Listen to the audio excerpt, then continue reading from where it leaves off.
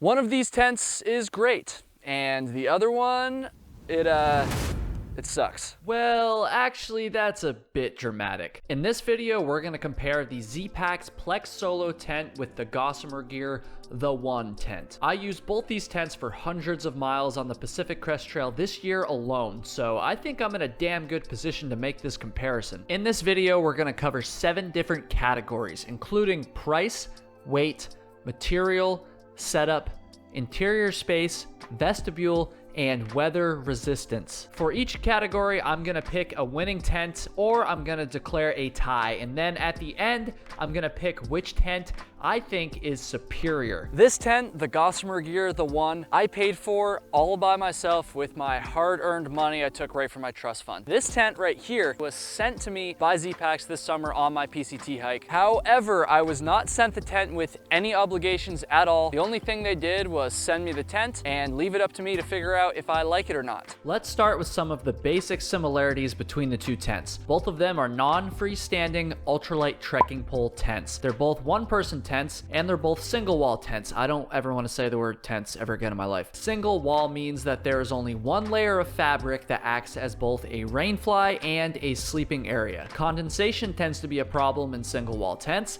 I did notice it while sleeping in both of these, but I don't think that one was worse than the other. They're both 3-season tents, and finally, they both feature a bathtub floor. So those are the similarities, but what are the differences between these two tents? Let's get into that with category 1. Let's cover price. And I'm not gonna lie, there is a huge difference between the price of these tents. The Gossamer Gear tent's standard price is $299.25 as of November 2020. However, you can find it on sale right now, as you can see here. I actually bought this tent last year at this discounted holiday price at the Black Friday thing. It was great. The Zpacks tent is much more expensive, coming in at $599. I did notice on their website they currently have a holiday discount of $50 off of any order over $500, which... For the category of price, The One is the clear winner. I wanted to cover price first because I know for a lot of people price can just be a total deal breaker, but just keep in mind, even though the Plex Solo is way more expensive than the One, these tents are not equal in all categories. Make sure you watch the rest of the video and I'll let you decide whether or not that price difference is worth it. With that said, let's get into our second category, our second comparison. This would be the weight category. The Gossamer Gear The One clocks in at 17.7 ounces or 503 grams. Which is a very impressive weight, and it makes it one of the lightest tents on the market. However, like most tents, this is only the weight of the literal shelter itself, and there are a few add-ons that increase the weight. Some of these add-ons are necessary, like the tent stakes that the shelter comes with, each weighing in at 11 grams. However, the rest of the add-ons aren't totally necessary. Things like stuff sacks, extra cord, you know, all those things I just said. Yeah, it's just a bunch of extra bullshit, basically. The Zpacks Plex Solo comes in at 13.9 ounces or 395 grams,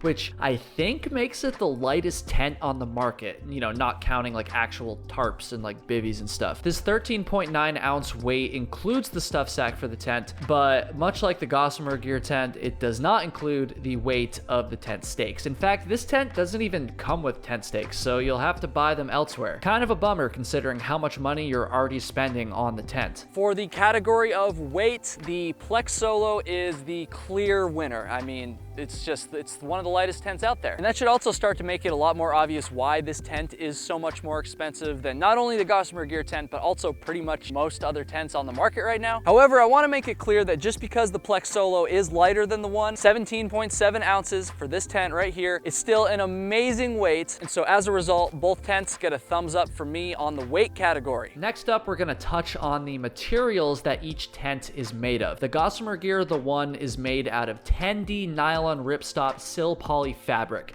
and the Zpacks Plex Solo is made out of Dyneema composite fabric of varying strengths depending on which color you get. 0.55 ounces per square yard Dyneema is the standard. Choosing a winner for the category of material is obviously going to be a lot more subjective than something like the price or the weight. But with that said, I'm going to go with Zpacks on this one. Not only is Dyneema a lot stronger than sil poly, it also doesn't sag when it gets wet, which is something I'm going to be talking about in a few categories when we talk about weather resistance. And I also know that your mother sags when she, what, okay. One thing that I do want to mention about the material of the Zpacks tent is that I ended up with a small tear in the bug net near the zipper, and this happened only a few days into using the tent. Not a great look for Zpacks. Unfortunately, I've heard many other stories like this from various hikers who have had different pieces of Zpacks gear easily breaking. That said, Dyneema is still the superior material. I also want to mention that Gossamer Gear does make a Dyneema version of the One. However, it's currently out of stock, and from what I've seen just glancing around, it seems like it's out of stock pretty often, and it can be kind of hard to get your hands on it, and it's also a lot more expensive, coming in at $539. Now let's talk about the setup for each tent. To set up the Gossamer Gear the One, you're going to need to stake out the four corners and then adjust your trekking poles to 125 centimeters. Next, put in the rear pole with the handle of the trekking pole at the top and the tip of the pole slipped into the grommet on the bottom. Stake this out and then put in the front pole the exact same way. There are two pullouts at the head and foot ends of the tent. Staking these out adds a lot more room to the inside of the tent, and I would highly recommend it. Normally, I would recommend using a ground sheet with this tent due to the nature of the Sil Poly floor material. Altogether, you need 2 trekking poles and a minimum of 6 stakes to set this up, or 8 stakes with the extra tie-outs, and plus that ground sheet I just mentioned. To set up the Plex Solo, start by adjusting your trekking pole, that's right, only one trekking pole with this tent, to 132 centimeters. Stake out the 4 corners and then put in the trekking pole with the tip going into the ground. Stake this out and then stake out the center tie on the back of the tent. This is the minimum setup, which requires only 1 trekking pole and only 6 stakes. However, there are an additional 4 tie-outs you can use to add more space and structure to the tent. This brings the total amount of tent stakes up to 10, and because the floor of this tent is made out of Dyneema, my opinion is that you don't necessarily need a ground sheet, which saves you even more weight. I didn't use a ground sheet on the PCT with this tent, and I had no problems. However, if you want to be extra careful, it certainly wouldn't hurt to add one. Both of these tents are super easy to set up. In fact, they're both almost as easy as your mom. Now, with that said, I'm gonna declare the winner in the category of setup to be I'm gonna declare it a tie, to be honest. If you're deciding between the Gossamer Gear, the One, and the Zpacks Plex Solo, my opinion, my expert opinion, would be that the ease of setup should not really be a big factor in your decision. Now let's move on to the category of interior space for each tent, because it doesn't matter how easy it is to set up or how light the tent is if you don't have enough space to sleep in it. The Gossamer Gear, the One's bathtub floor is 84 inches long, it's 33 inches wide at the head end, and 21 inches wide at the foot end. The height at the top of the tent is 45 inches, and obviously this tapers off in either direction towards the head and foot ends. I know these specs can make it pretty difficult to judge the interior space, so I'll just say, as someone who is 5'10", I found this tent to have plenty of space inside. Even with my sleeping pad and pillow, my head was never touching the top of the tent when I was laying down, and when you're sitting up, there is clearly plenty of space above you. Moving over to the Plex Solo, the bathtub floor length is 90 inches long, the center part of the floor is 38 inches wide, and the end part of the floor is 28 inches wide. The height at the top of the tent is 52 inches, which means that overall the interior of the Plex Solo is slightly bigger than the One. However, because this tent only uses 1 trekking pole, the back obviously slants down towards the ground. So even though the interior space is technically bigger, I found that the headroom seemed to be a little bit less in the Plex Solo. I will say there's more floor space inside the Plex Solo for storing gear, which I really did appreciate.